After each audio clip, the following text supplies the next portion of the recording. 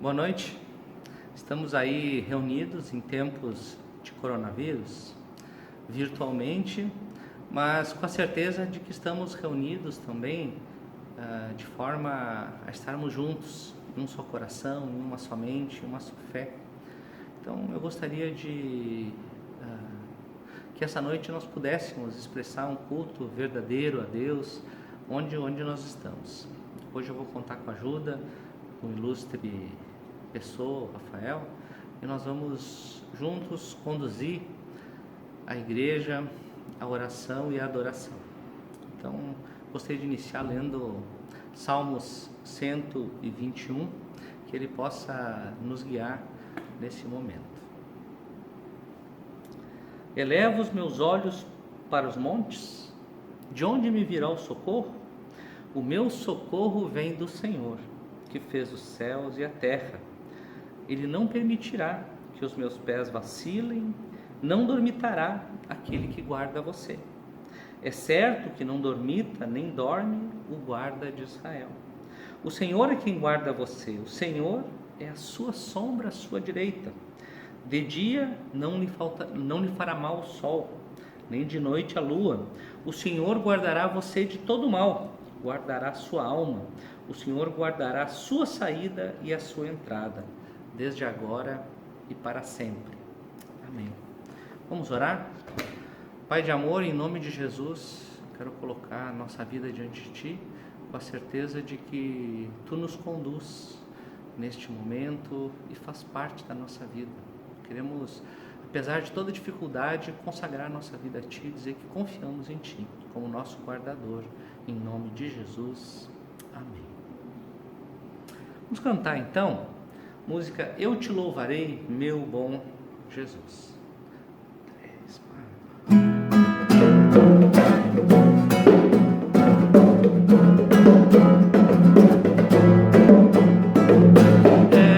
tu única razão da minha adoração, ó Jesus. És tu única esperança que anelo ter, ó Jesus. Confiei em Ti, fui ajudado, Tua salvação tem me alegrado. Hoje a gozo em meu coração, com meu canto Te louvarei. Eu Te louvarei,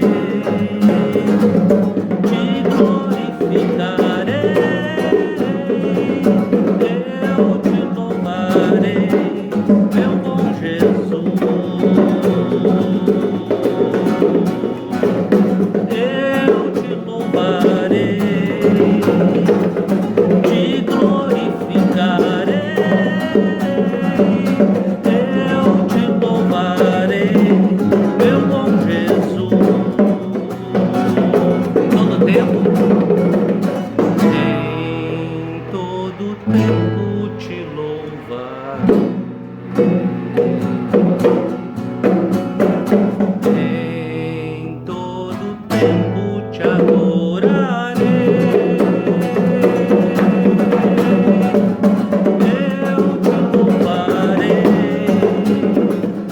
Te glorificarei. Eu Te louvarei, meu bom Jesus.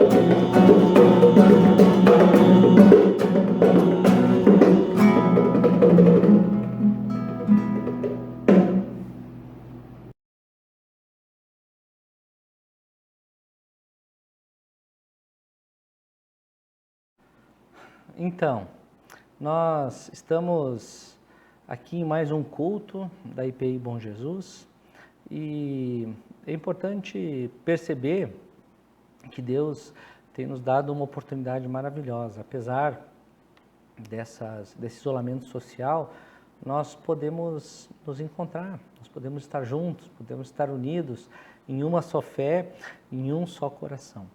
Então nós estamos retomando a série Histórias de Vida, que era a série proposta para o mês de março. E nós estamos finalizando esta série. Nós vimos personagens como Abraão, como Jacó. O Pierre trouxe uma palavra aqui para nós sobre Josué. Hoje eu gostaria de finalizar falando sobre José, o filho de Jacó. José, ele foi traído pelos seus irmãos, foi vendido como escravo, e após uma série de fatos, José se tornou o governador do Egito, a nação mais poderosa, talvez, daquela região. E o tema que eu gostaria de tratar tem a ver com essa situação de José com seus irmãos. É o tema da reconciliação.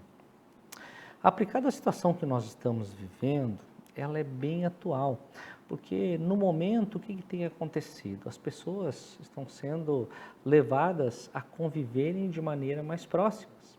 Isso com certeza gera conflito. Eu gostaria, em primeiro lugar, que nós enxergássemos essa situação da intimidade e da possibilidade de conflito como algo a ser tratado. E eu acho que essa história de José, aliás, nos ajuda muito a tratar essa questão. E de uma forma também mais ampla, não apenas na intimidade da casa, mas estamos diante aí de uma nova situação, estamos diante de um pico do coronavírus e temos a preocupação com a questão financeira, temos a preocupação de até quando isso vai acontecer. E o que acontece, gente? Também os ânimos se exaltam, cada um tem uma opinião de como isso deveria ser tratado.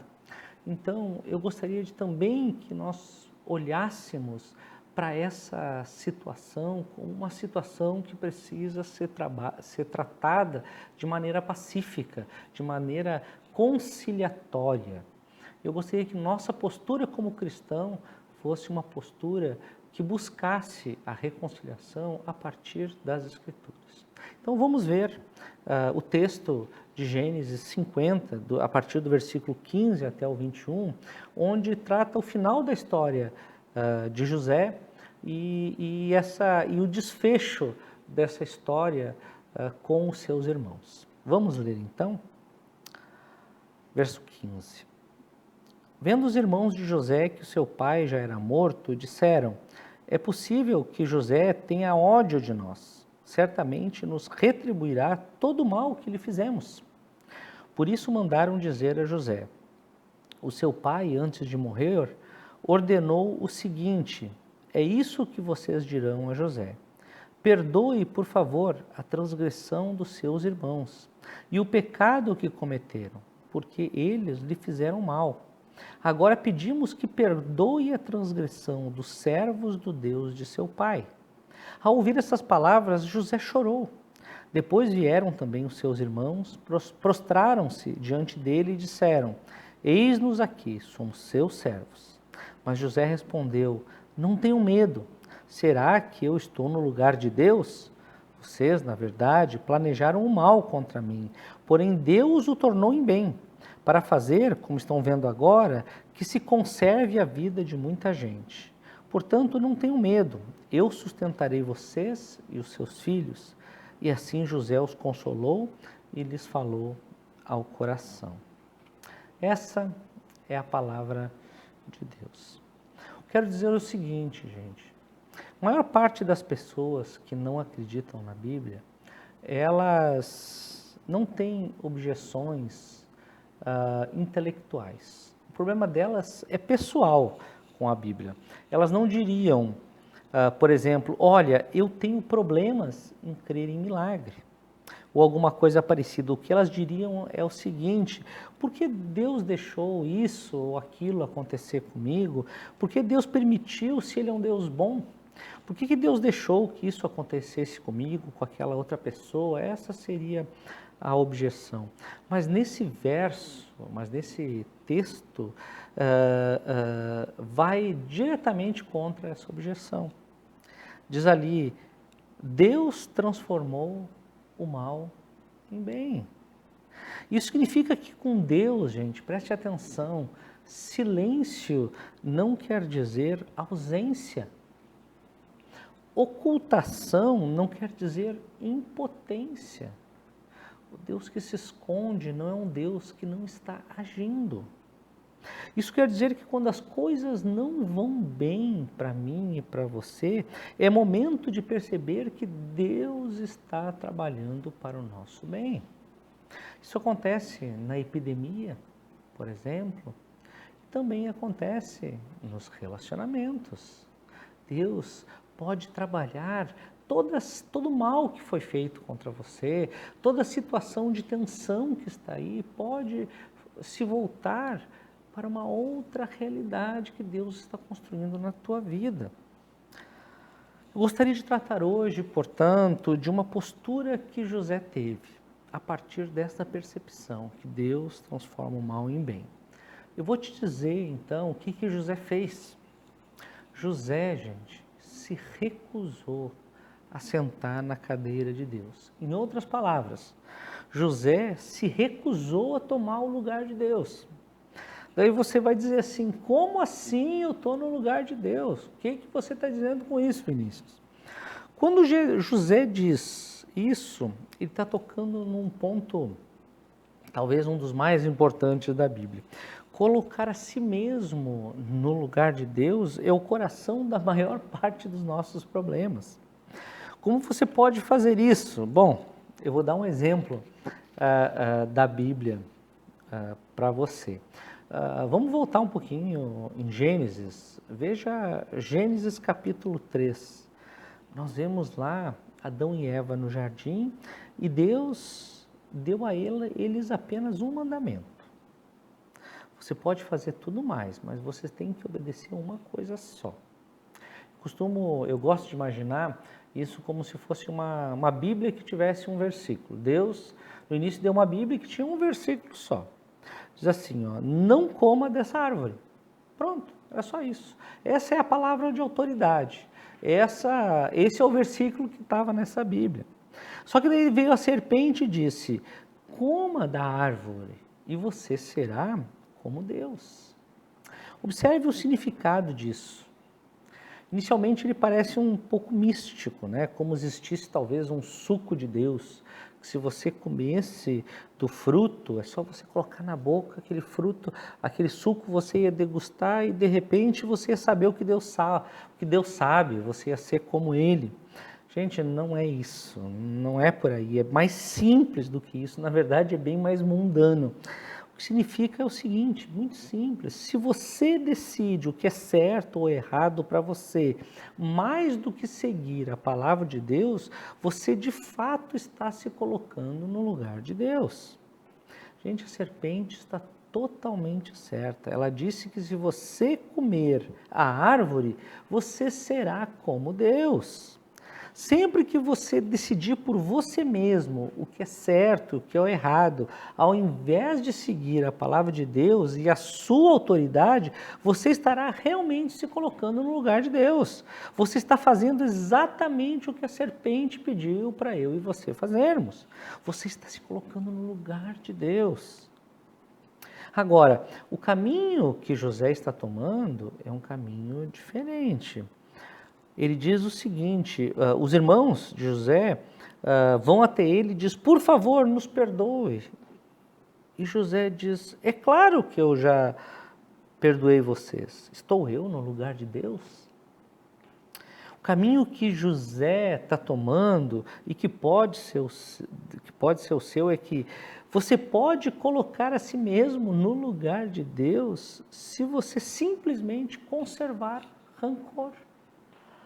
Se você ficar magoado, ressentido, se você guardar mágoa de alguém, o que o texto está dizendo é que você está se colocando no lugar de Deus. Deus transforma, gente, o mal em bem. Isso significa que Ele pode pegar todo o mal que foi feito, toda ofensa que foi lançada, toda situação confusa e ressignificar. Saiba de uma coisa, qualquer crise que você enfrentar, você vai ser transformado. Você pode se tornar uma pessoa melhor ou uma pessoa pior com essa crise. Mas você nunca vai ser a mesma pessoa. Significa o quê, gente? queira sair melhor desta crise de relacionamento que você passa. Então deixe Deus ser Deus e saia da cadeira dele. Essa é a razão, eu creio, porque em Romanos 12, Paulo fala, retrata o que Deus diz. Deus diz o seguinte: a vingança é minha, eu recompensarei. Em outras palavras, o que Deus está dizendo é: sai da minha cadeira, sai do lugar que pertence a mim. Vou tentar colocar isso de uma maneira mais prática. Gente, você não tem condições de julgar o outro. É isso, em suma, o que de maneira prática nós podemos fazer com esse conselho. Quando você faz isso, quando você começa a julgar o outro, quando você se coloca assim no lugar de Deus, você simplesmente segue o conselho da serpente. Você mais uma vez se alimenta da árvore do bem e do mal. O que está sendo dito é o seguinte, gente: se você estabelece um julgamento no teu coração em relação a alguém que tem errado contra você, você não está se dando conta que, primeiro de tudo, apenas Deus tem o direito de julgar e não você. Deus tem o direito de julgar todos nós. Todos nós somos pecadores que merecem o nosso próprio julgamento. Mas apenas Deus tem um conhecimento mais amplo para julgar isso. Apenas Deus conhece a nossa vida, a nossa realidade, e a vida do outro e a realidade do outro. Quem é você então para se colocar no lugar de Deus e desejar o mal ou o julgamento da outra pessoa? Mas agora, preste atenção. A Bíblia não está dizendo para você ser indiferente ao mal, não é isso que ele está dizendo. Muito pelo contrário, o mal deve ser confrontado como Jesus fez, mas ele deve ser redimido e não simplesmente punido, como Jesus fez. Perceba que José tratou o problema aqui não levando a ofensa para o lado pessoal. O que ele fez? Ele convidou a todos a verem a graça de Deus agindo, não só na vida deles, mas na história.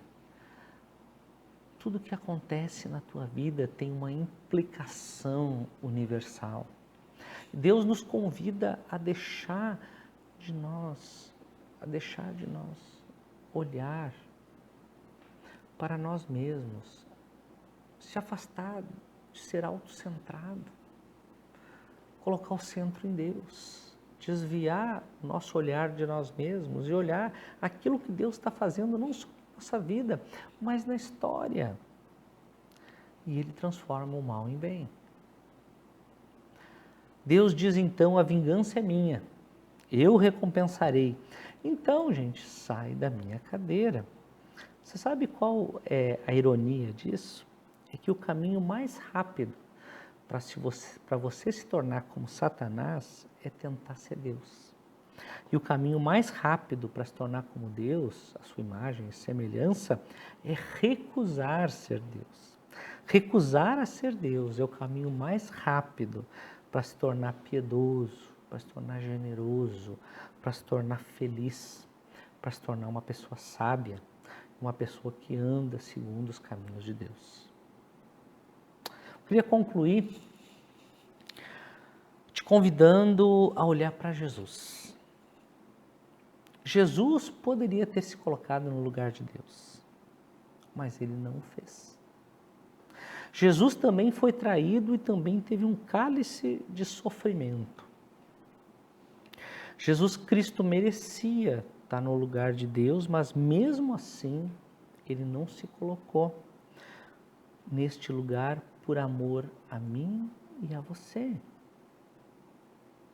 Embora todo o mal estivesse sobre ele, mesmo sem ele merecer, mesmo ele sendo totalmente bom, Jesus morreu por mim e por você. Jesus estava no lugar de Deus, mas ele não se colocou no lugar de Deus. ele se tornou um servo, ele se tornou pobre e morreu para que a humanidade fosse salva. Perceba isso. Gente, a palavra do Evangelho diz que você é mais pecador do que você pensa, mas você é mais amado do que você imagina. Isso é graça. Esse é o Evangelho. Jesus viveu a vida que nós deveríamos viver.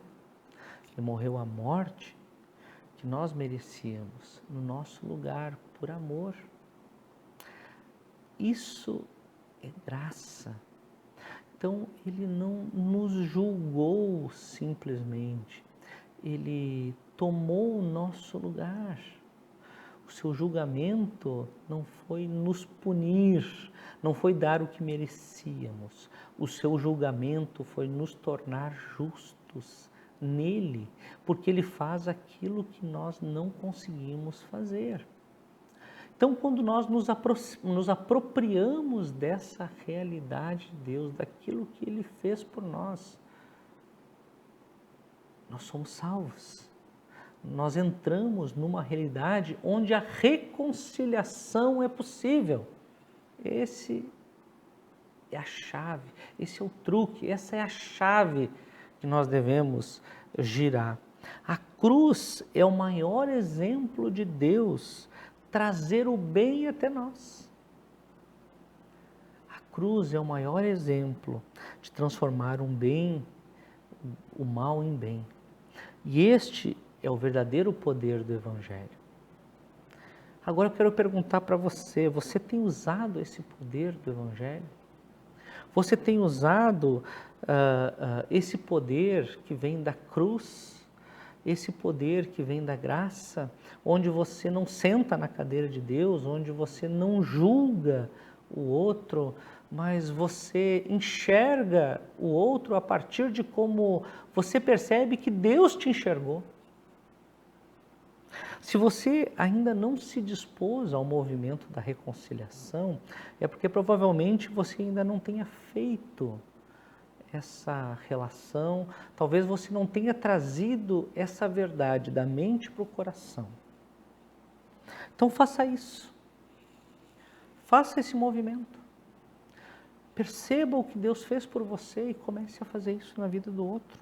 E se você que está me ouvindo aqui, você de alguma forma não acredita na Bíblia, ou não percebe que ela é a verdade e a vida, porque revela Jesus, eu te convido a experimentar esse poder.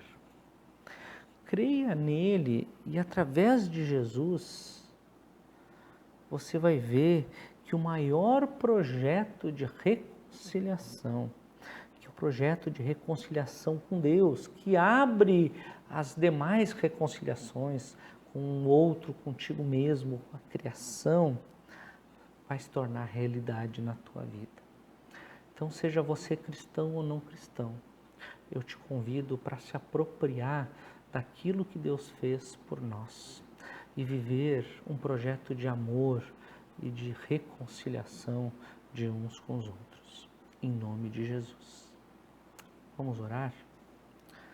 Deus Pai, eu peço em nome de Jesus que Tu esteja olhando para nós nesse momento, pobres, pecadores.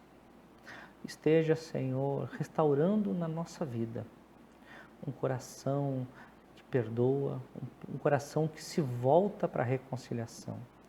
Nos ajuda a amar os nossos inimigos como Tu fizeste, Deus. Nos ajuda a dar a nossa vida em prol de algo maior, porque nós sabemos e confiamos em Ti e temos a certeza de que Tu transforma todo mal em bem. Descansamos nisso, em nome de Jesus. Amém. Deus te abençoe.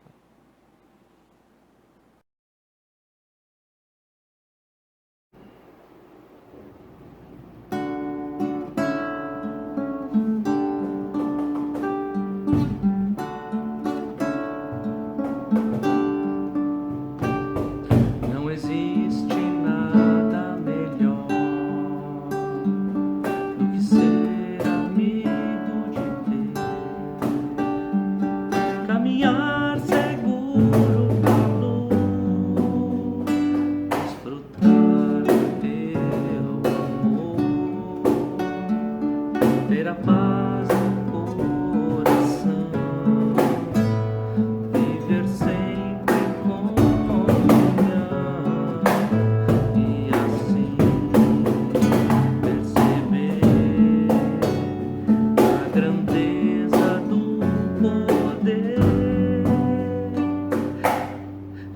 Jesus, meu bom pastor. Não existe nada melhor do que ser amigo de Deus, caminhar seguro na luz, desfrutar do seu amor, ver a paz no coração, viver sempre em comunhão e assim perceber a grandeza do poder de Jesus, meu bom pastor.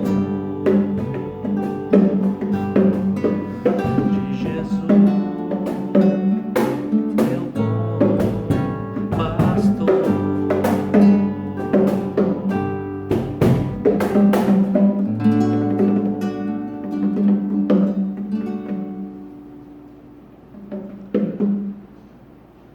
Que o Senhor te abençoe e te guarde, que o Senhor faça resplandecer o seu rosto sobre ti, tenha misericórdia de ti e te dê a paz.